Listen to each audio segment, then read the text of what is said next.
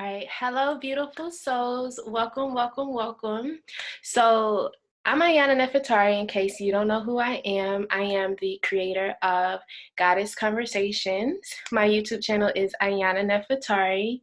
Today, I'm here with Asante, and we're just going to be going with the flow, having a conversation. I'm going to let him introduce himself, and then we will dive into our chat today. What's going on, everybody? My name is Asante. I work in research and I also work in logistics. I just recently started a YouTube channel where I'll be touching on different things in regards to, masculinity and femininity and understanding oneself, and just cultivating one's own spirituality and understanding their purpose and just being confident in that purpose. So it'll be good to just, have this conversation with Ayana and, you can use this information to your benefit.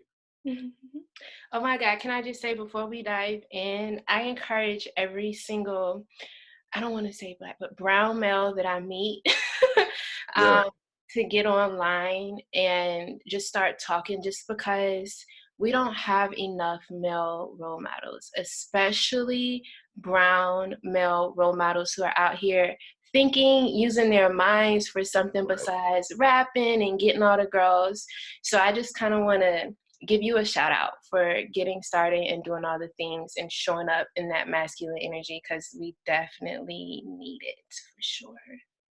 And I appreciate the acknowledgement too, because, someone as like myself, I speak on my channel, just about building oneself up as a man, and a lot of us didn't necessarily have leadership. So I know for me coming up, my leadership examples just came through life itself, and just different conversations with people, different experiences, reading, of course I came up studying, I was exposed to Tupac and different, Black revolutionaries. And so this left an impression upon me just as a thinker and led me on that path of just understanding the society that we come up in and just understanding myself as a brown or, Black male, and knowing that we don't have adequate leadership. And me growing up without a father figure, I had to come into my own manhood and understanding my masculinity on my own. Can we talk about that a bit? Because I follow you. Of course, I've been following you for a while. And your post, because we're the same, I guess, without masculine energy, except I don't have, I'm not a man. So right. I'm reading your post. And yesterday you made this post. It was about holy autonomy, I think. That post. Right. I don't know if it was yesterday or the day before, but I was like, his masculine energy is so strong. It literally pierces through your images and whatnot. And it feels like you had some sort of father figure. The fact that your head is on so straight, you're not out here just doing any old thing. So I guess the question I want to ask you is, who or what taught you how to embody that masculine energy in such a spiritual and grounded way when you didn't have that father figure in your home? That's interesting, because in conversations that I've had with people and people that know me, they are familiar and they know about my affiliation and my experiences in the streets coming up. And though I didn't grow up in quote unquote in the hood, my mother she would be considered middle class. But for a time we did live in an impoverished area. But being in the streets and having those experiences, it was a very spiritual experience for me, in the sense that it taught me how to navigate in chaos, And at the same time, we know that it's a common thing to hear about in low-income housing, just the high levels of violence and just the disparity when it comes to socioeconomic status. But, going from different neighborhoods and having conversations with guys and just knowing that in those environments, there is a lot of trauma, there is a lot of violence, there is a lot, but at the same time, there's a lot of beauty, I had the chance to, I pretty much grew up fast. And so in those experiences that I had, I would say that they were at the same time, they were out of the norm, because anytime that I found myself in a problematic situation, I just learned to stand my ground and speak for Mhm. myself. And it was just something inside of me that just led me to move without fear. I just knew how to remain calm in situations, whether it was at like parties, what I'm saying, the house parties that they would throw maybe on the east side or the south side, Mhm. but being in those being in those spaces and actually seeing people that, you know, they have this idea that in those lower income areas, that there's only one type of person, Mhm. but there's many different types of people, you know what I'm saying? And there's not a lack of intelligence, you Mhm. know. Um, I had some unique experiences, but it led me to kind of tapping into my warrior, because I've always been a serious person. Like I've always just been serious, but I found my voice. I found my voice around the time that I was coming out of high school. Things were getting very heated in the area that I was living in, Mhm. and you know, gang task force was moving in and things of that nature. And so I was in the process of being identified, though I had not been participating in any illegal activities. Mhm. Uh, I just was at the wrong place at the wrong time. But because I knew who I was and I knew how to carry myself, I didn't allow myself to be shaken. You know what I'm saying? And I didn't give off any type of energy that would have led me to compromising myself, you know. And so because I was able to survive in those experiences that I had while being in the streets, there was a certain fearlessness that I didn't have. You know what I'm saying? Like there was just a certain level of confidence that I had, and it motivated me to further my education. You know what I'm saying? Because from those experiences, my intellect was building. Because I was able to see things that most people wouldn't see, because they already have this preconceived notion of what's possible there. And so as I got older, and you know I was kind of shedding those experiences and coming more into my manhood, I started to understand myself on a deeper level. And so when I graduated high school and I was getting ready to start at VSU, I was uh, one of the things that motivated me at that time. I was listening to a lot of Young Jeezy, and so Young Jeezy, he motivated me in a way, because just the tone that he spoke from in his music and the instruments that he had. You know what I'm saying? It was always about motivation. Like if you go back and you listen to the Thug Motivation, it was all about, you know, making what you had in front of you work. You know what I'm saying? Like be willing to step outside of your comfort zone. Trust that you can create something from those things that are around you. And so not really having it in my mind, to go to college. But my mom, she kept saying that we were going to go to college, me and my siblings. So once I realized that I had gotten accepted into a college, I mean, I had situations that were going on in regards to, like, okay, you know, back then I had a MySpace and I used to take pictures with me and my bandanas and everything. But I also had a lot of like revolutionary posts and things like that were just who I was. So I had a lot of information on my MySpace, but they had hacked into my MySpace. They had, and they were trying to identify me, but at the same time, because of my academic success, that was what ended up kind of leading people to say, like, he's got a lot of potential. You know what I'm saying? And they could see that I was a good person and that there was something about me. And so once I made it through that situation and I started college, I started embracing that, just the new environment that I was in. Like I had this new zest for life, and I was changing as a person and coming more into myself. And so those things that I saw while I was in the streets, it motivated me to further my education. It led me to see within myself that I was capable of so much more. So it was really a motivating force within academia.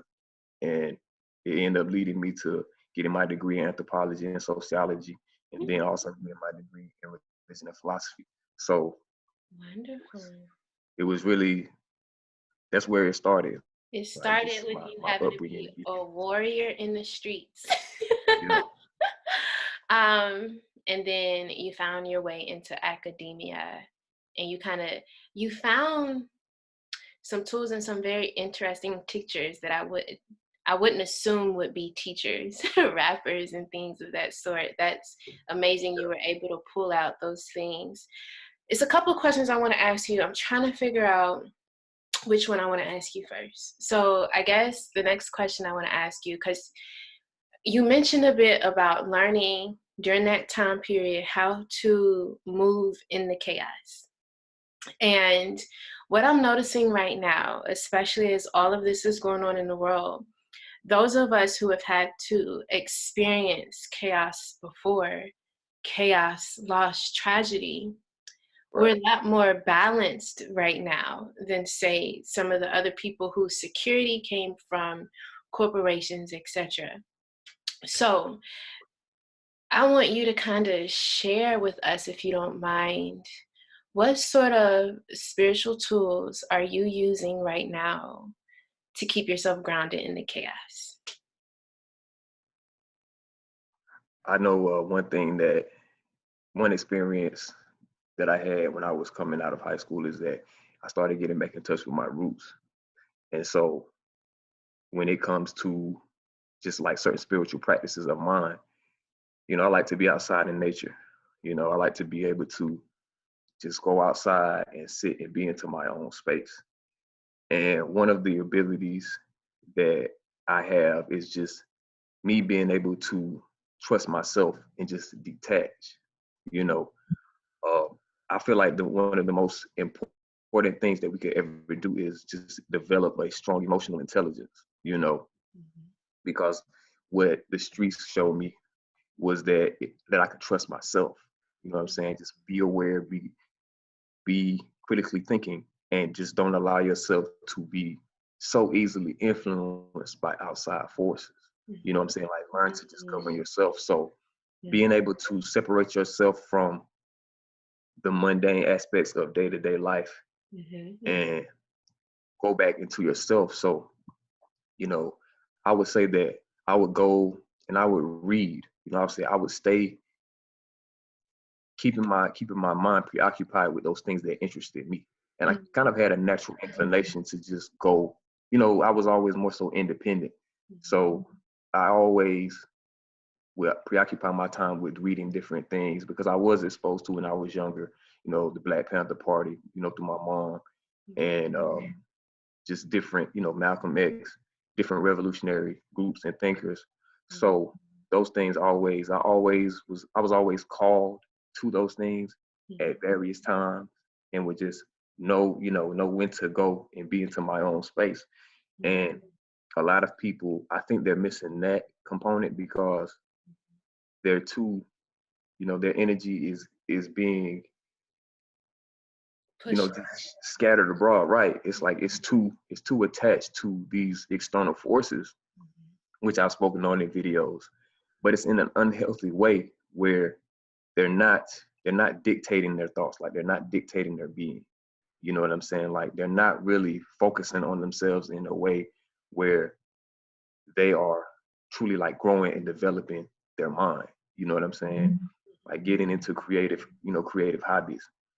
And one of the things that I notice is that a lot of people, they tend to go towards more divisive, behaviors or activities, you know what I'm saying, such as drinking and smoking, instead of maybe like reading or, writing or watching some documentaries, you know what I'm saying, or just maybe even going out, going to the movies by yourself, like just trying to have new experiences and develop your mind, you know what I'm saying? So like, meditating, and there's many different types of meditation, you know what I'm saying? Just spending time with yourself and feeling your emotions is a meditation, you know what I'm saying? Or going and sitting in a meditative pose and just doing breathing exercises. But whatever takes you back to a place of remembering who you are, there is a peace in that, you know what I'm saying? And that's what people have to be aware of, like remembering who you are when situations arise and knowing that, okay, this is happening. What can I do? Instead of approaching things from the mind frame of oh, this is a problem. I'm being dictated by my problem. There's no way out. Right. What can I do to handle it? Because the most important thing that you could ever do in situations is take some form of action. We Right. understand stillness and being balanced and everything, but there has to be that ability, or being able to just use your own discernment. You know what I'm saying? And developing a trust in yourself. So um, I spoke on, like my spirituality. Like I have an ancestral altar.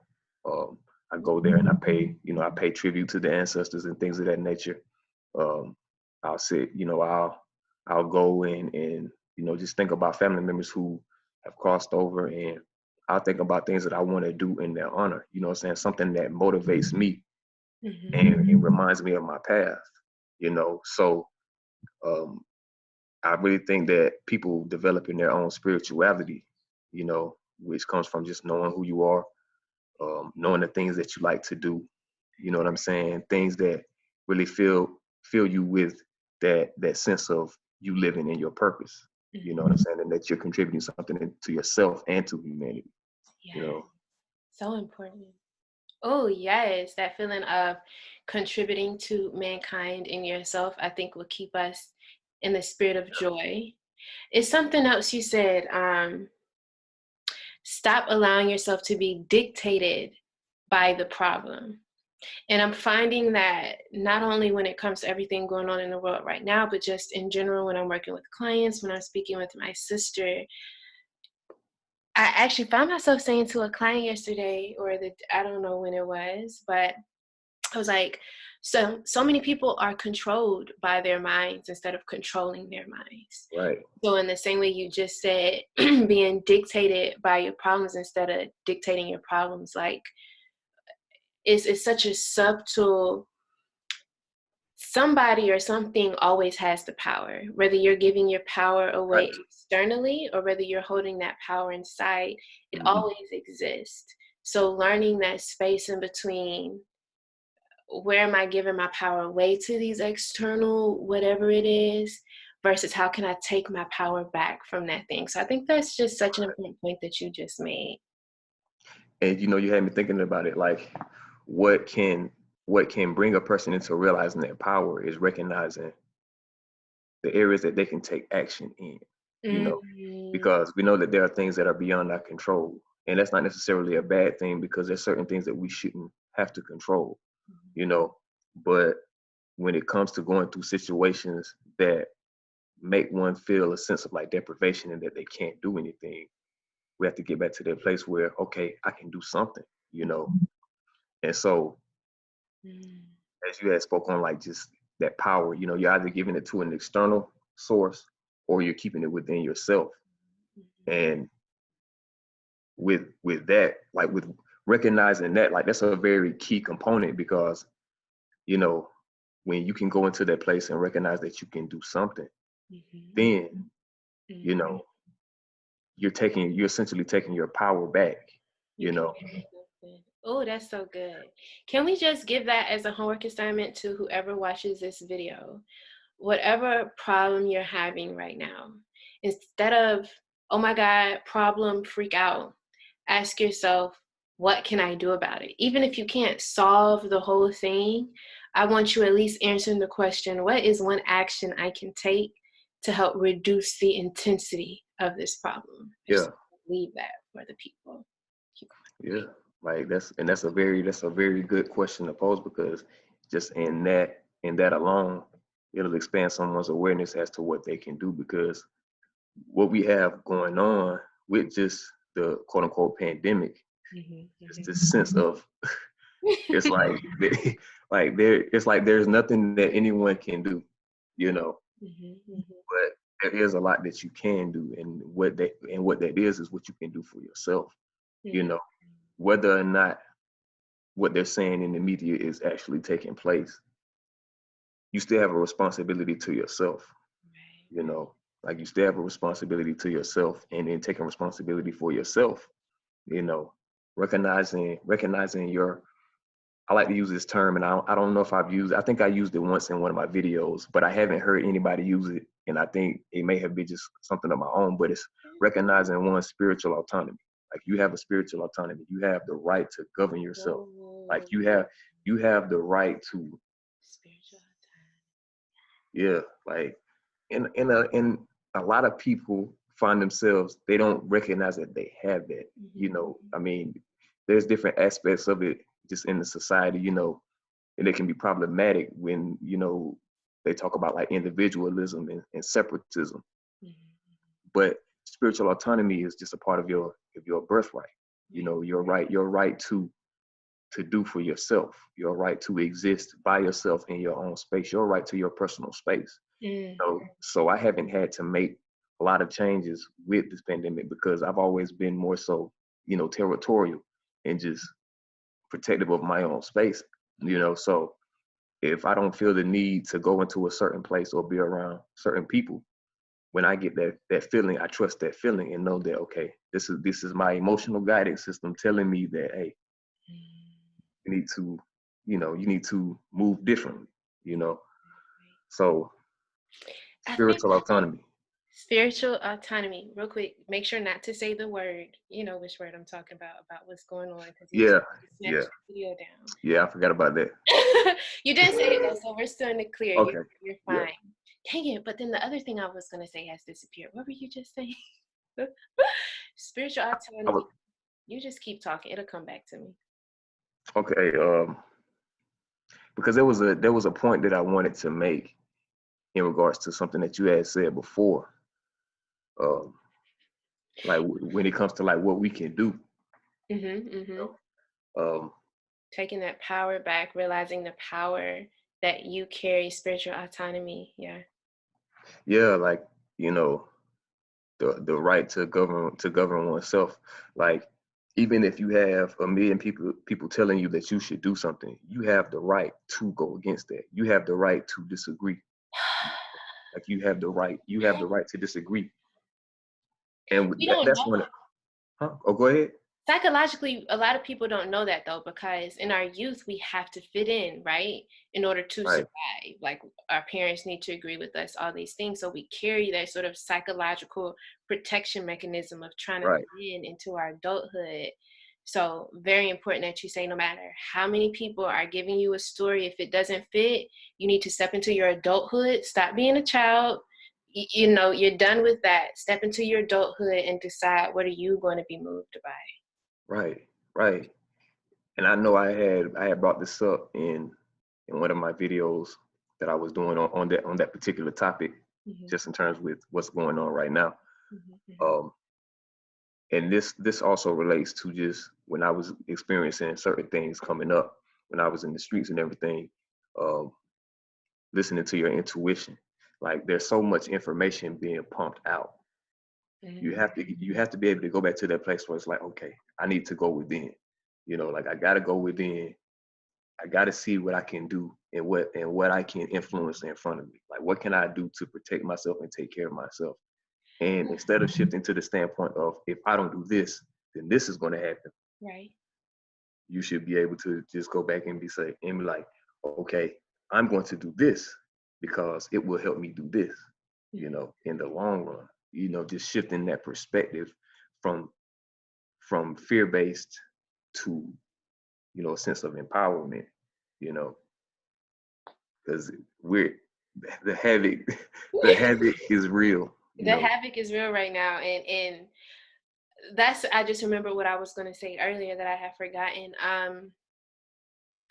Because I've heard some of your story, of course not all of it, but I know that you have experienced the intensity of despair, of loss, of like, you know what that feeling is when you feel like your heart is being literally pulled out of your chest and it's something you can't control, and it's that heavy sensation. Now, why am I bringing that up? Because a bit earlier you were talking about emotional awareness, emotional intelligence.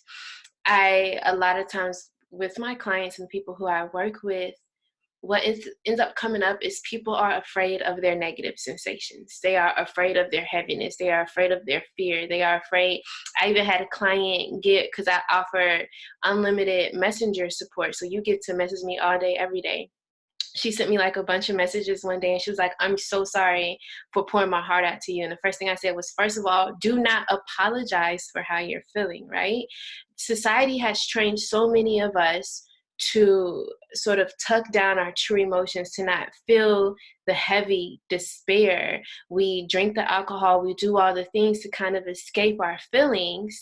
And when you're talking about emotional intelligence and being aware of that intuition, the more I gave myself permission to feel my negative, is the more subtlety, I don't know if that's the word, the subtle nature of my intuition got Yeah. louder, because I was able to hear my emotions. So when you finally, if you shut down one zone of emotion, you're shutting down all the zones of emotion. You're shutting down Right. your connection to all of them. So when we allow ourselves to step deeply into these negative states, it's almost like we open up our emotional capacity a bit, and we Yeah. have a deeper connection to our intuition. So I say this all the time, like, would I go back and take back my father's death and him be alive right now? I don't know if I would, because it was that tragedy that opened up my intuition, that got me to a space where I was able to hear the spiritual truths of my spirit, etc. So the point I was trying to make was, I think sometimes we have to be appreciative, as crazy as it sounds, for the hard times, for those heavy emotions, for the other side of the emotional spectrum, because it sort of opens up our capacity to hear our emotions. And intuition is a very, very subtle emotion. Yeah. And it really is. Like, it really is very subtle because, you know, it's like when you're going into your heart space, and a lot of people don't operate from the heart space. They operate from the mental plane, so it's like you literally have to calm yourself and feel from within, like, and take a breath. Like, I mean, just take a breath, you know and listen to that part of yourself that is going to guide you. And with my brothers, with that experience, it was just very interesting because I slept the whole day. I ended up, at that time, I was staying in Panama City Beach, and um, I was doing the logistics. I was working in logistics with the Target Corporation, and so we had very like early shifts in the morning. Like, they could start as early as 2 or 4 a.m. And so Crazy. I ended up, yeah. And so I ended up calling in, and I just slept for the entire day. Mm. And so I got a call later that night about what happened with my brother.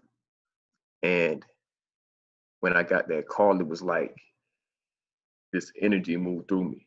Mm. Like, yeah, it was like it came from my root to just like my crown. And I was just calm. And I was like, okay, I accepted it, you know.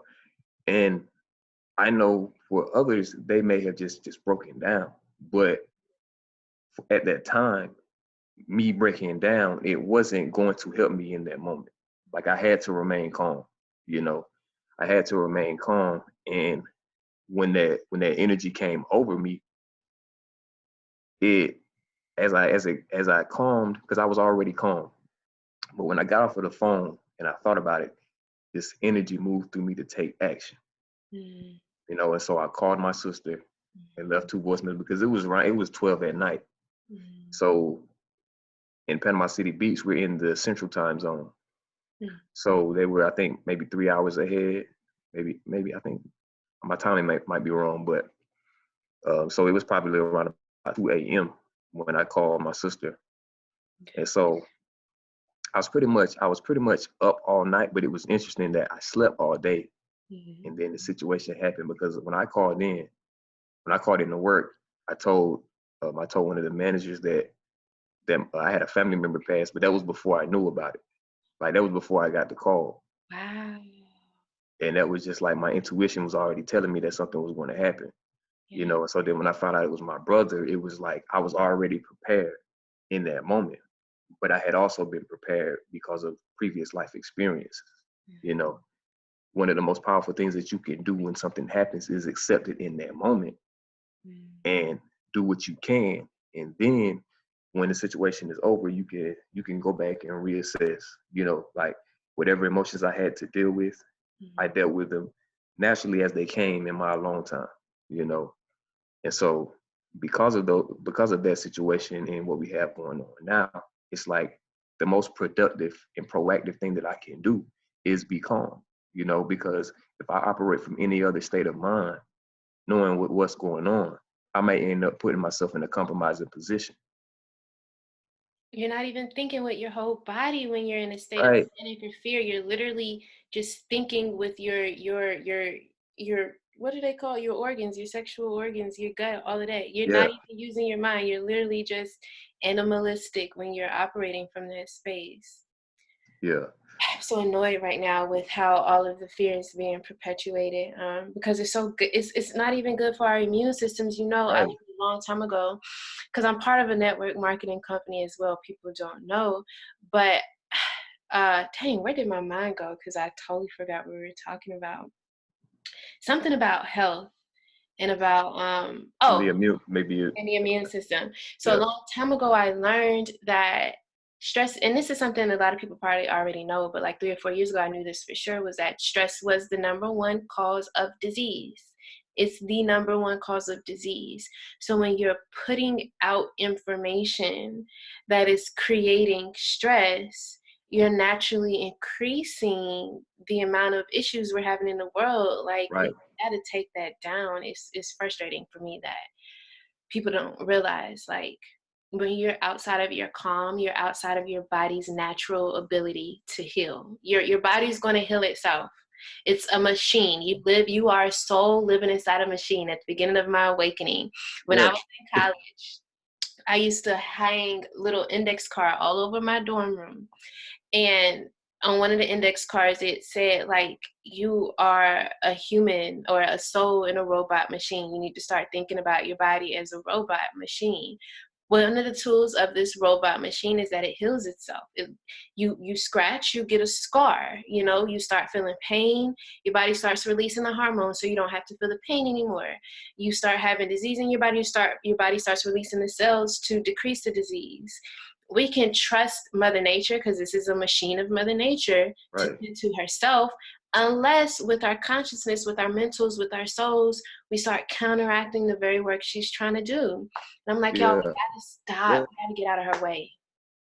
and that's the thing right here that I wanna point out, because with everything that's going on, the underlying the underlying message is essentially to be self-governing. But we also have to get back into nature, and like a lot of people have a limited understanding as to what nature comprises of and how we are nature, and so there are certain things that we engage in, as I pointed out before, you know, negative habits that interfere with the body's natural processes to regulate itself, and so the more disease that a person has is the more it's indicative of them deviating from nature, so diabetes, obesity, you know, like depression, things of that nature, they all have a spiritual component to them, you know, and that's what people they have to start seeing things from that perspective, developing a spiritual sight, you know, like it's I mean, it's beautiful when you just put it into perspective. When you put it into perspective, that is, and it's so funny that you say that, because the video I made, was it, yes, well, I made a video yesterday, I just don't know if it was that video in particular, but one of the things I say all the time is this whole world is spiritual. You a fool if you think this is a physical world. Nothing about Right, this world is physical is the last stage of spiritual manifestation. That's just the right, last thing we're seeing of something spiritual, but at its base, even like this sheet of paper has an energetic spiritual base to it. It's like the frequency, the energy took on the vibe of paper, and now we have a spiritual energetic foundation that yeah, manifests later as paper. Everything in right, the world is like that. So definitely, like, even when it comes down to like the diseases that people are carrying, and because I'm someone who struggles with depression and anxiety myself, and you're so right. yeah, Whenever I find myself in those states, I literally do the work of, first of all, I give myself full permission to like be a lazy bum for however many days I need. But Yeah. then I look, because I don't want to sit in bed for months at a time. That's not fair. I Right. got bills to pay. So I figure out like, okay, so where is the thought that is not in alignment with my truth? It's usually some lying thought that's like, I can never be loved, or it'll never work out, or something like that. And it just goes back to the fact that these thoughts are not in alignment with the truth of nature, because the truth of nature is I am deserving of love Yeah. unconditionally. So yeah, everything comes back to that. And I learned something the other day that I want to share real quick. I don't know if I'll be able to like explain it here as best as I can, but I learned that our brain, the frequency of our minds is the same frequency of Earth. We are tuned with Earth in frequency. Yeah. My science may be a little wrong, but it's a connection there in between the vibes that some part of our being gives off and nature gives off. Like we have aligned with nature energetically, or we're supposed to be aligned with nature Yeah. energetically until we start moving away from that. Yeah. It's like, so when we're born, we're already in tune with it, because when you think about it, when we come out of the womb, we're coming directly from just the source of creation. Mm-hmm. We spend 9 months in the womb, and so to to use the terminology of God, which I'm not someone that uses it often, Mm-hmm. but that's probably the most direct that you are once you come out of the womb. You know what I'm saying? So you already have that awareness of God just being a state of being, because when you're born, you Mm-hmm. don't have any beliefs. You don't really have you're not programmed with any thoughts. Freedom. So you're just ready to go. You know what I'm saying? Like, you are a direct expression or representation of nature in another form. So we as children, we want to go outside and run around and play and things of that nature. And so as we get older, and because of societal conditioning, we start to lose connection with that nature. And everybody's nature is different. You can just use the concept of the personality as an example. Mm-hmm. But you have to be in attunement with your own nature, because you and I know that nature is diverse and has many different forms of itself. You know, so that is why you have that diversity. Mm-hmm. So, Kind you of like know, a woman. Oh, I love it. I love how Mother Nature is like the perfect embodiment of a woman. Like, she's yeah, angry, she has her temper tantrum, she not playing your game, she will destroy you. No yeah, question like, about it. and see, that's why, like, with hurricane season, we're in the hurricane season is coming into being. And I have a different mentality or perspective when it comes to hurricanes, because I'm not someone that is afraid of hurricanes, because I understand their purpose and I do recognize a spiritual connection through them. But I recognize hurricanes as being manifested to cleanse the earth, to Mm, cleanse certain areas, you mm, know. And so instead of approaching those situations like hurricane season with fear, it's like you're supposed to embrace it. Like, you're supposed to be fearless. mm. That's just my perspective. Like, you're supposed to be fierce. Like, a hurricane is not about to come and take my house. Like, it's not. Yeah. It's not about to come and take my house. Like, I'm gonna go outside as the storm is coming in. Depending on uh, how close the storm may come, but we could just say storms in general. Mhm. Like, embrace the storms as much as you embrace going outside and seeing the sunlight. It only has a negative connotation if you give it that. But nature is nature. It's not good or bad. It just is. So when you think about Mother Nature, Mother Nature expresses her own masculine energy. Mhm. You know what I'm saying? And so we know that, uh, as one of my friends said, the warrior spirit has no gender. So the warrior spirit of a woman can be the same as a man's in the sense that both men and women get angry. You know what I'm saying? You may have this desire to strike something. You know what I'm saying? When you've been moved to do so. You know what I'm saying? So that's one thing too. Like as you had pointed out before, the various range of emotions that we feel. Like knowing that we're human beings, society in a way tends to try to look down on you for merely being human. Yeah. You know what I'm saying? Like it's constantly a conflicting message, you know. And you could just see this in working the 9 to 5s, you know, working for different companies, you know, how they'll treat women when they're pregnant. You know what I'm saying? Women can't even get maternity leave. You Yeah. know, they can't even in some places they can't even go. They have children, but because they have children, oh, you're deemed lesser and incapable of doing your job. You know what I'm saying? And so what what ultimately ends up happening with just the shift in people's paradigm is that they embrace more of their nature from a spiritual standpoint, you know, that dark and that light. Dark and And light. you know, it's like accept yourself knowing and recognizing I'm complete already because I was born complete, you know, and that's true nature, like to just be complete and Yeah. have everything, you know, that you need. Speaking of completeness, because that's what I was wanting to say. It's so funny that that's where you ended off is completeness. Because you're talking about masculine and feminine energy. And the more, because I'm really into right now, at least the current stage I'm on in my spiritual path, is I'm really into the Neteru of Egypt. Because Oh that yeah, was the spiritual capital of the world back in the day. yeah, Um, so I just find there to be a beautiful energy about the gods and goddesses there. What you find with a lot of the major gods and goddesses is they're both masculine and feminine. They're androgynous. So yeah, I'm thinking of right now, I'm thinking of Mut.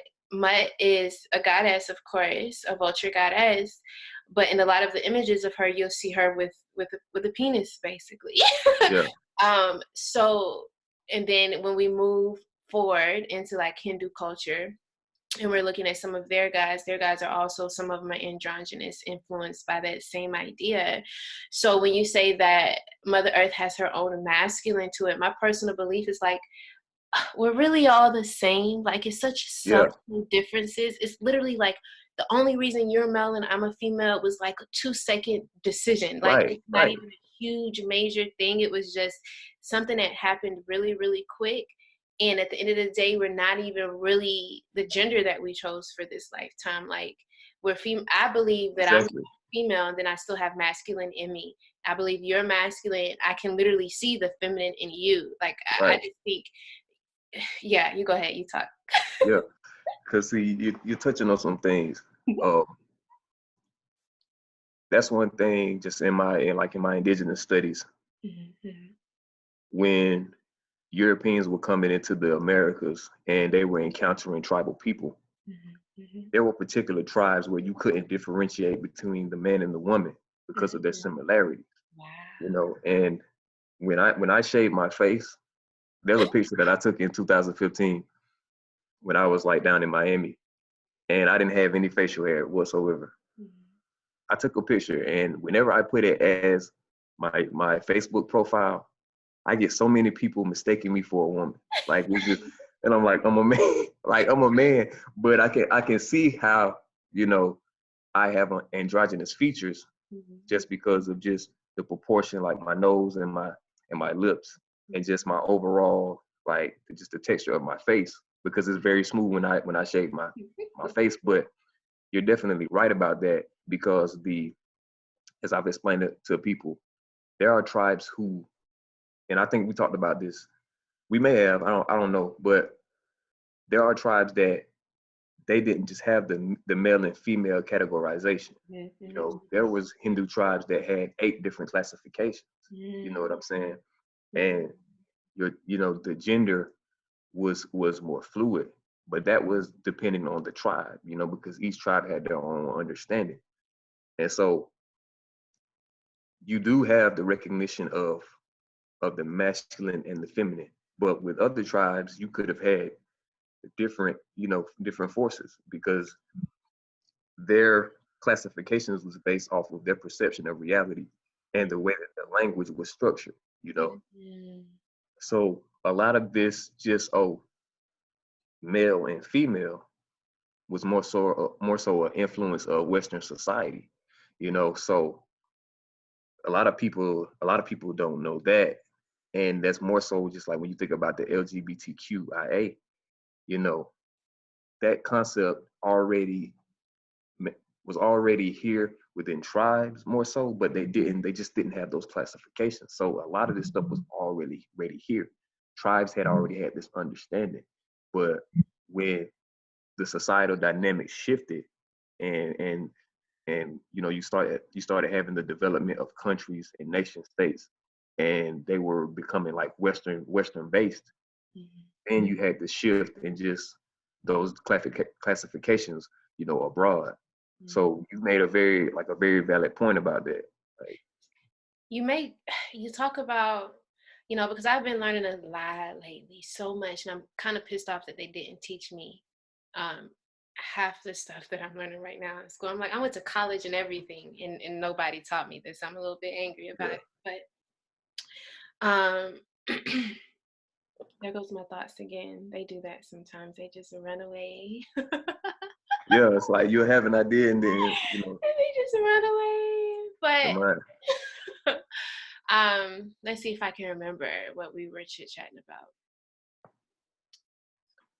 No, you were making a point about just what you weren't exposed to being in college. Yeah, but I can't remember where I was headed with that.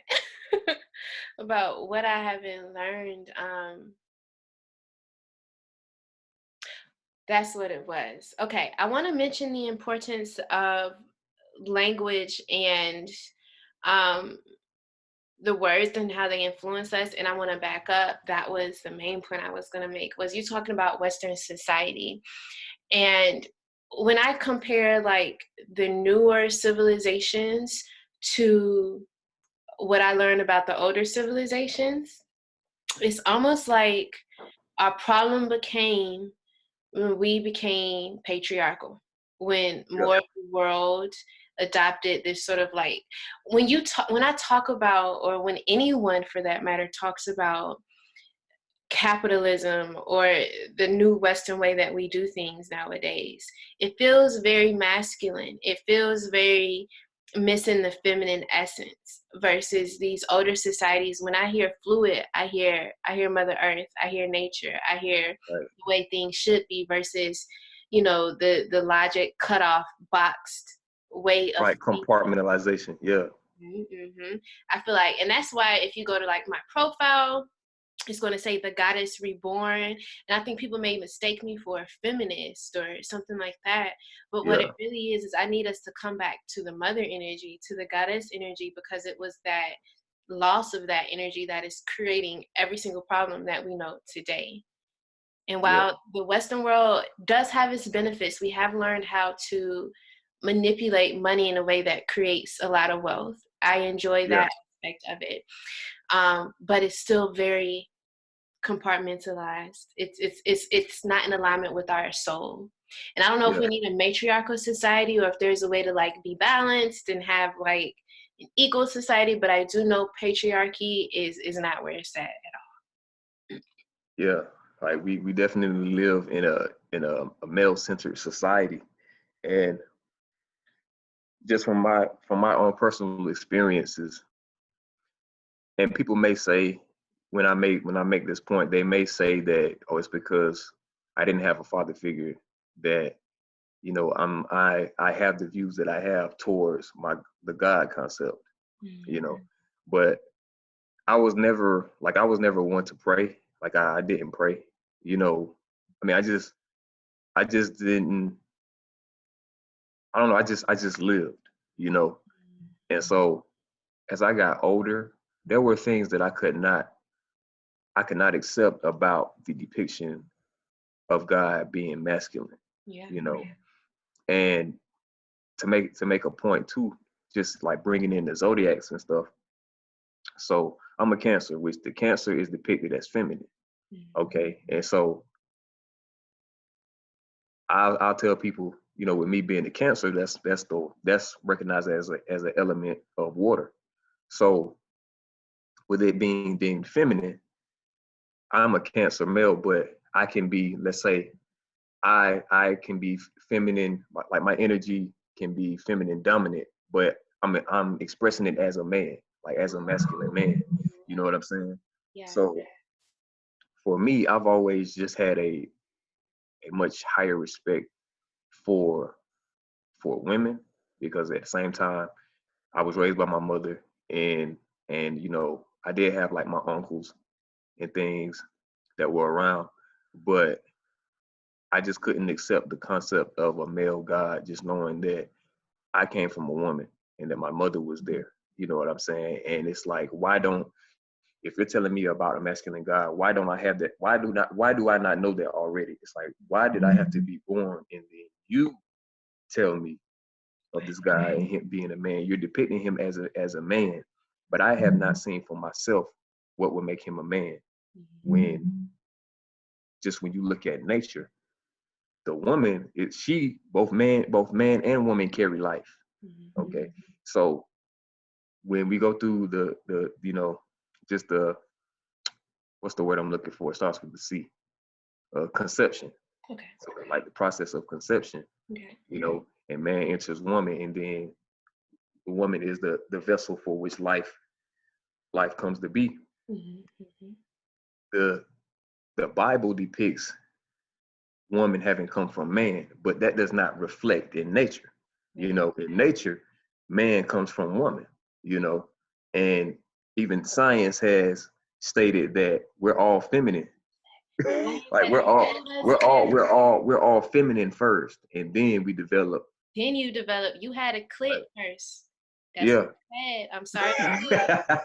Right, right. And then if you became a guy, you developed into a penis. Like, right. that's all it is. Like, so, but a lot of people, because like when we talk about matriarchal society, the influence of religion, the religion is taught is to reaffirm that the dominance of masculine nature over feminine nature.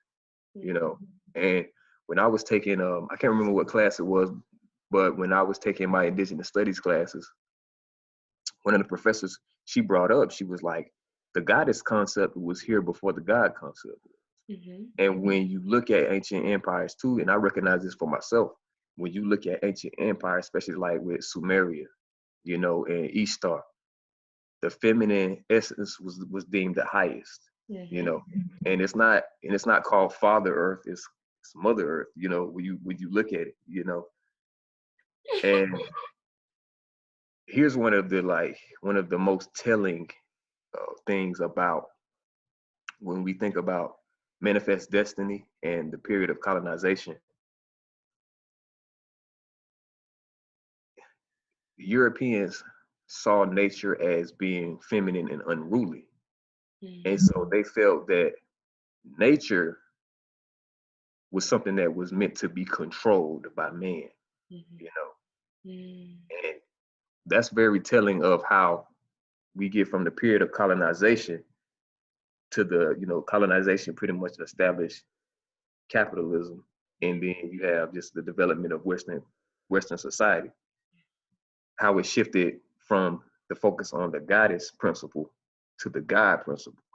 And so then you have women who, if they're brought up, being brought up in Western society, and if they come from a Christian background, they truly believe that God is a man, and it's not their fault, but it's because of the society that we live in and the conditioning. We won't get me started. We won't get me started today. We will hold on. Because that's one of my biggest pet peeves. I have to do a lot of healing around the religion itself, because I was in a cult. It wasn't the most intense version of a cult, but it was a cult nonetheless. Like, you couldn't date outside of the church. In order to be a part of the church, you had to like study the Bible for a certain amount of months. You had to be baptized into the church, and if you weren't baptized into all these different weird things. Yeah. So I have a lot of healing to do around that. But I remember reading in the Bible so many things that just did not make sense to me. I just was like, no way, I'm not doing this. Maybe I'm just never going to have a man or whatever. Because I would read things like, the woman is the lesser vessel. And I would be like, I don't know. I don't know if that's correct. I was raised Yeah. by a woman my whole life. And I don't know if that's the reason why I had such strong opinions about it. But I'm just like, I don't know. It was like the woman is supposed to be submissive to the man. I'm not going to say I'm totally against that, but when the whole Bible is set up to sort of make woman invisible, and then the Yeah. whole story of Eve itself pisses me off, because uh for you to put the fall of the world onto woman, you're Yeah. like subconsciously programming both male and female to have resentment towards women, because in their mind they're telling themselves that women are the cause for the end of the world. So there's so many different like subconscious psychological things going on with that religion that makes me so angry. And I don't know how to deal with my anger yet. We're still working on it. Oh yeah. Because I have a lot of anger towards the church, and just, from my own experience, like, you can recognize the hypocrisy amongst the people, you Mm-hmm. know, um, and then just this, you know, one of the things that I recognized is how we as children are brought up in, in religion. You know what I'm saying? It's like you're first, like I tell people, in order for you to be religious, there has to be a part of yourself that you have forgotten. Like you forgotten, like, because you're not born needing any religion. Of course, we need to understand like balance and structure and order, Mm-hmm. Mm-hmm. but that's supposed to be based on nature, and just living in accordance with the environment that we're in. So when you think about tribes, each tribe was different because of the location that they were in. Each area that they were in had a different frequency. And Mm-hmm. so that's where you get the aspect of like language. Right. And so when we get with how the church is that there is a negative image that you're given as to the truth of your nature. Yes. Oh, And that's another thing that pisses me right, off. You keep going. But yes. yeah, like when you sit and think about these things, like, Jesus, like, I have no problem with people professing their love for Christ, Mm-hmm. and just love in general. Right. But it's all about the energy behind it, and their reasons and where they're coming from. Like, is it heart centered? You know what I'm saying? So when we talk about being brought up into religion and how they condition us, it's like they give you they start bringing you in a way where you're developing self-hatred, and you're being held accountable for something that you didn't consciously create. You know what I'm It's- saying? Like, you didn't consciously create it. yeah. Yeah. And it's genuinely messing with people's confidence and Yeah, self-esteem and ability to love themselves. How can you love yourself, or how can you feel confident in who you are if you're telling yourself, I was born a sinful being? Like, yeah, I have to do something extra to be loved. Like, when God looks at me, he sees a sinful being, or she sees a sinful being. yeah, How are we supposed to step deeply into our confidence, into our self-love, carrying that idea of, like you say, self-hate underneath? yeah. It's like you're not supposed to be tearing me down as an individual. It's like they tear you down, they create. So you may have come across this before. They create the illness and then give you the cure. You Mm. know, so it's like, okay, like, they give you, our quote unquote fall from grace, Mm-hmm. and then, even in Adam in the garden, Right. with the snake, Right. and then somehow that makes us born sinners, you know. But when you look at the concept of sin from a practical standpoint, sin is all based in, it has three components, thought, feeling, and action, you know. So if I have just been born, I have I have no thoughts, no active thoughts. I don't really have any feelings directed towards anything because I don't really know myself yet, and I haven't taken any action. So what is the basis of me being a born sinner? Like what is the basis of that? So they're essentially giving you a a perception of reality it's not grounded in reality. You know what I'm saying? It's like you're giving someone else's ideas and someone else's thoughts, but it doesn't actually pertain to you right now. In the now moment, it doesn't pertain to you because you just come into creation. You have now you can create what you so desire. Like you're free Mm-hmm. to create, to learn, to experience. You know what I'm saying? To grow. But then all of a sudden, you're given a religion. But for what? But why would you be given this? Like, why would they profess so, like profess so deeply that you need this, that everybody needs this? Question. And yeah, like it's like, but of course, being brought up in it, you have like, so let's say we've been brought up from elementary school to we're up in college now.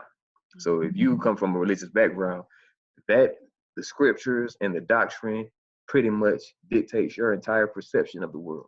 So if you haven't been exposed to anything outside of that, then you already think you know the world. Yeah. You already think you know the world when you don't realize that there's like all of these religions are not necessarily based on the devil. And if you're in these religions, it doesn't mean that you're worshiping the devil and that they are of the devil. But okay, I'm not gonna take it that deep today. I'm not gonna I take mean, it. but you can. I mean, but you see, but you can because that's just to like just like that's just to say generally, Mm-hmm. because I have my own perspective as to what religion To what's is really used. going on, and Yeah, I've had to catch myself because I remember when I was a part of the church, and there was genuinely a deep desire in my heart to know God. So I know there's a lot of people who are in the church who genuinely are in it because they love God. So I yeah. have to catch myself. But I did find myself arguing online maybe 2 or 3 months ago. It's possible. Oh, um, I know how that is. Like I had to check myself. I have to check myself. But I ended up saying to the woman, like, you do know you're worshiping a false God, right? And then I'm like, okay, I'm not gonna never say that again to anybody. But I'm like, y'all have no idea. Y'all gotta look into the history of these things because you're just accepting something that was taken, manipulated, twisted, turned, and things were given new names. And now you're just worshiping the new name and giving your power away, literally, Right. You're to worshiping an image. an image. You're literally giving your power away to it. So whereas at once you had your power inside that you could use to create and manifest your life and stuff Right. now you're going into churches, you're doing rituals, you're drinking blood and doing rituals, literally giving your power away to a religion. And now they're Right. taking that power, they're using it to feed the elites, to feed all these negative things. And you're like, why do I feel so powerless? Where's God? Where's Jesus? Because you're not actually in a situation of spirituality. You're in a situation where people are false guys are using your energy, taking your belief, manipulating it, and using that energy for their own gain. I think it's part evil. Yes.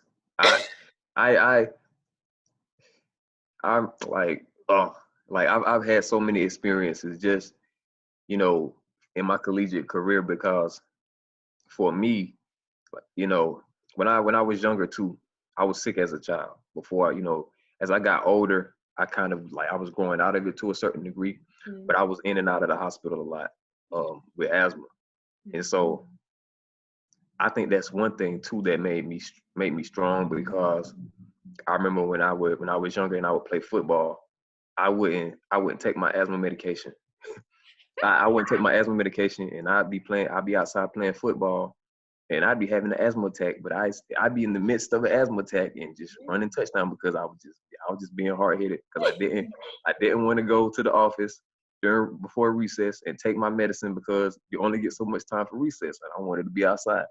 You know? So right. I was like, I want to be outside. So as I got older, that did make me fearless too because at an early age I accepted death, but at the same time it was like I knew I wasn't gonna die, you know. And I was telling a friend of mine, like it's probably maybe a couple of days ago, as a matter of fact, that I said, look, you can get to a certain point when you're in tune with yourself and you know yourself, you'll know when it's your time to leave. You know, like you still have the power to make decisions because there is an order, but there is also the balance of free will, which is the chaos. Like any Right. given situation, you can make whatever decision you see fit. You know, even though certain things are predetermined, there's still that sense of freedom. So I forgot where I was going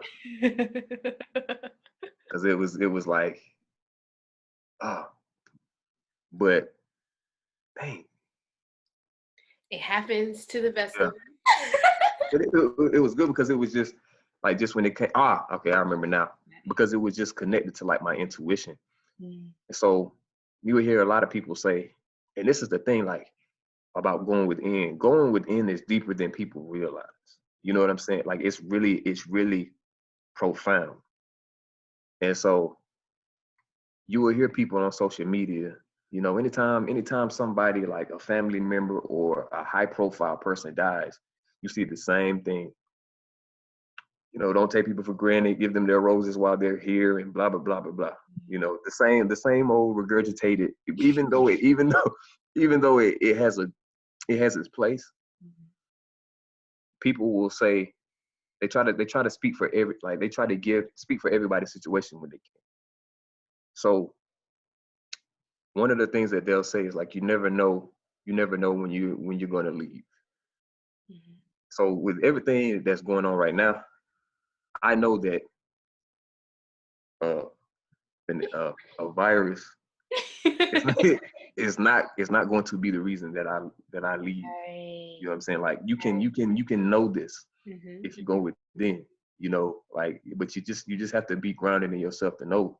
And so a lot of people that say, well, you don't know when your time. No, people feel it. Like there's you know, people feel when it's their time, you know. Family members, you know, your family members will know. You just have to be aware of the signs when they're trying to give them to you because they may be very subtle or they may be very blatant. But whether or not you choose to see the truth, it's still the truth. It's still the So truth.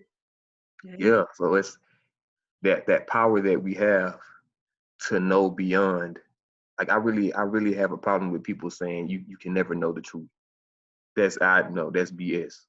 You know the truth based off of the frequency of it, Yeah. not just simply by the way that it feels, but you can say that only to the degree at which you are in tune with yourself. And when you feel something and you process that information and you take certain actions, you essentially see like reality bending to your will.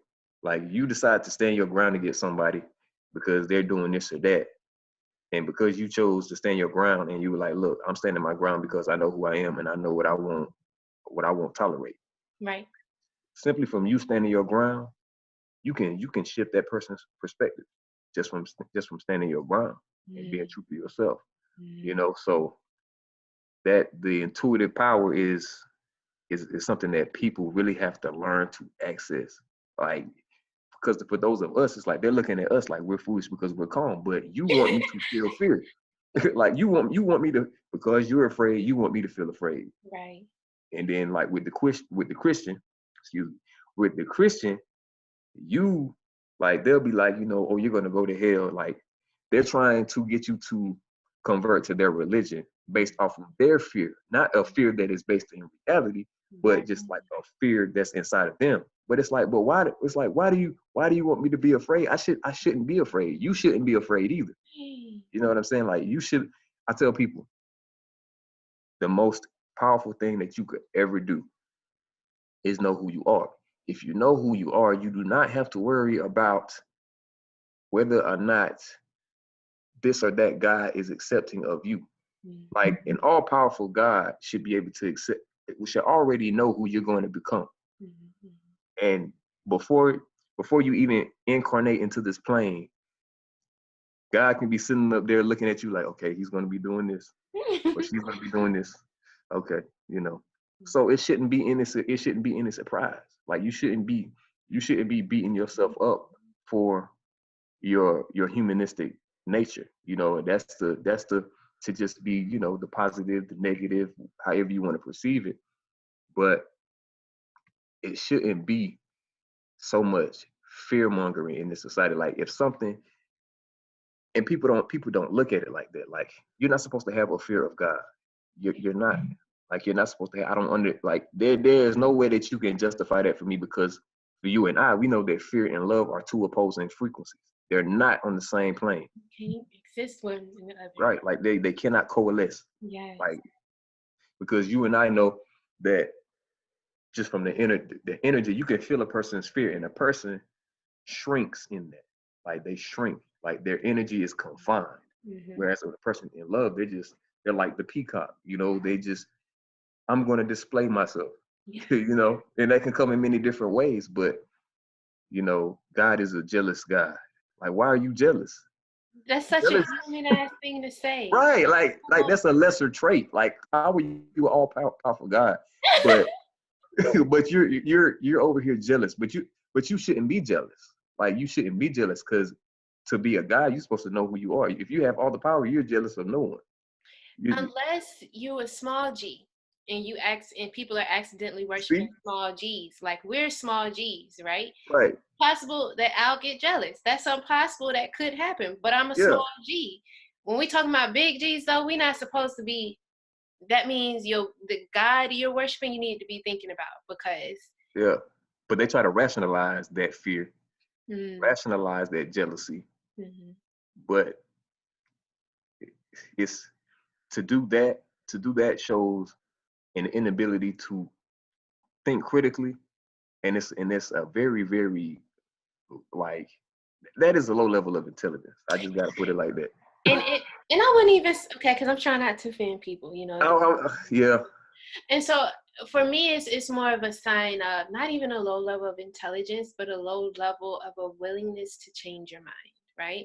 I seen a quote somewhere that yeah, said, yeah, when you learn new information, the sign of maturity is your willingness to change your mind if you got some new information that proves that you were wrong, right? What yeah, I find a lot of of people in certain religions do is this unwillingness to admit when you have come across some new information that could possibly be proving you wrong.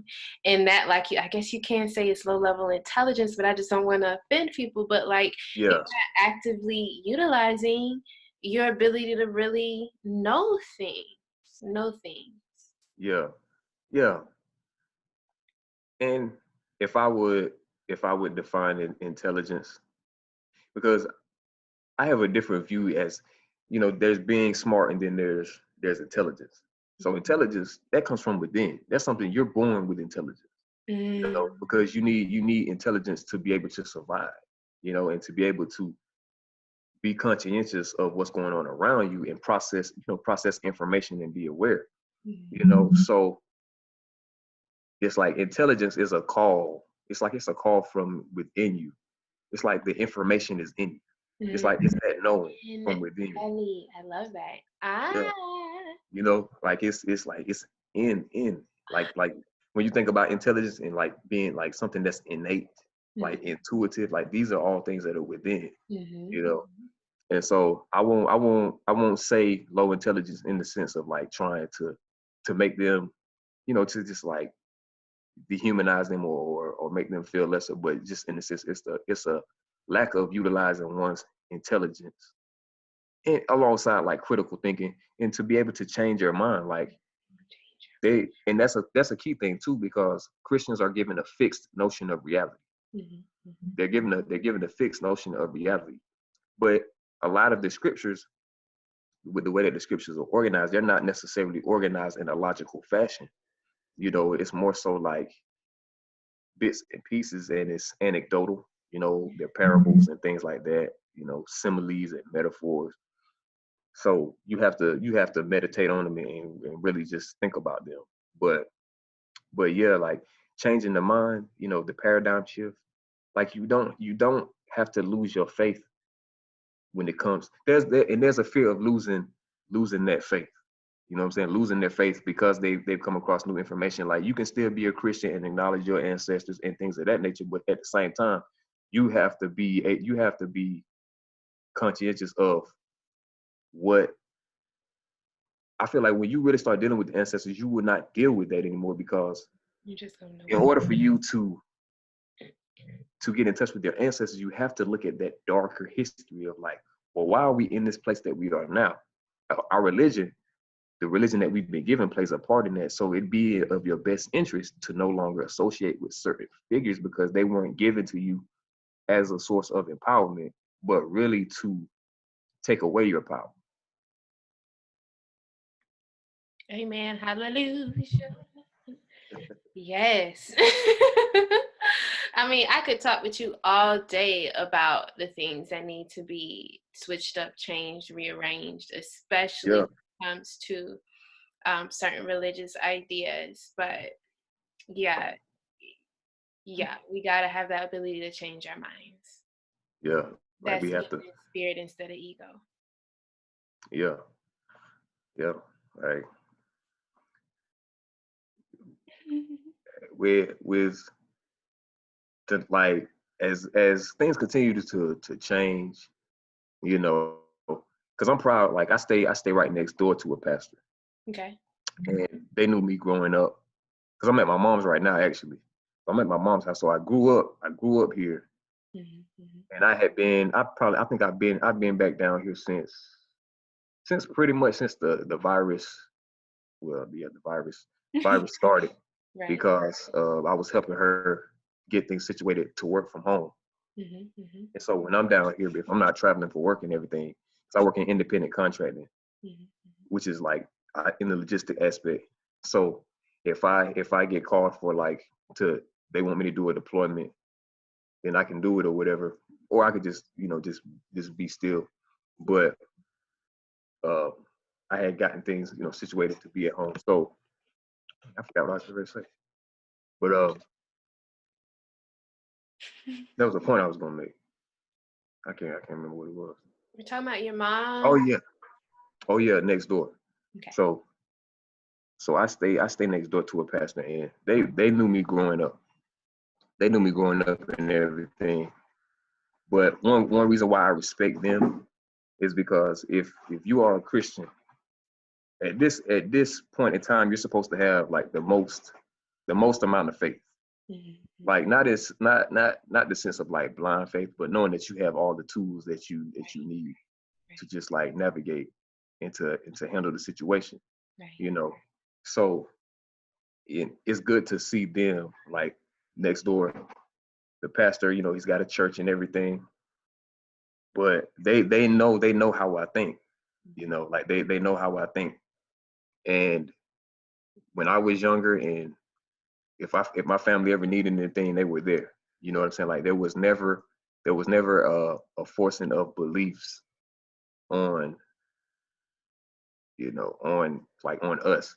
But now they probably would have drawn the line if it was like, oh, we were quote unquote worshiping the devil or something like that.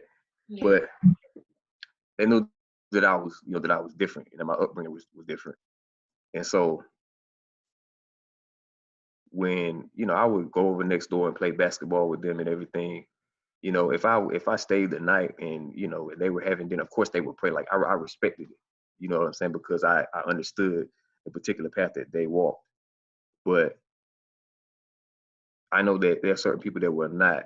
They cannot separate themselves from, like, that's just who they are. You know. So the most fulfilling thing is to see Christians at this time, and they're not perpetuating that information. Like I see there's few Christians that are doing that, but they're actively trying to keep people in a high state of spiritual, Awareness and faith. like, I've seen one of my friends, which she's the pastor's daughter, but she's just like, use this as a time to work on yourself, Yeah. to be, be active, you know, quarantine when you need, but it's like face all those things that you need to face. And I'm like, see, that's what I'm talking about. Not just posting all these articles and but remember your power. The ultimate power is over yourself, not over external forces, but over yourself, you know? Exactly. The ultimate power is not over external forces, but over yourself. Beautiful. I think that's where I want to leave us for today. The ultimate power is not over external forces, but it's over yourself. That was a beautiful note to leave us with. Yeah, I think, yeah, that's pretty much. I think that's the jewel of today. That's the jewel of today. So, can you tell people where to find you on the interwebs if they're wanting to get to know you a little bit deeper? Well, okay, you can add me on my Instagram at Ocean on the Rocks 89. It's all lowercase. And you can find me on Facebook, which most people probably won't be able to spell my name, but it's Asante Sudani Ade, ASANTE hyphen SUDANI and Ade, ADE. So if you want to, contact me for information in regards to like indigenous studies and spirituality, you can hit me up on my Instagram and my Facebook. Beautiful. And you guys can follow me on Instagram at Spiritual Goddess Magic. On the Facebooks, I am Ayana Nafertaari. And on YouTube, like I said earlier, it's Ayana Nafertaari. So we hope you guys have a beautiful day or night whenever you are watching this. And we'll see you guys soon. All right. With love. Salute. With love. Bye. So let's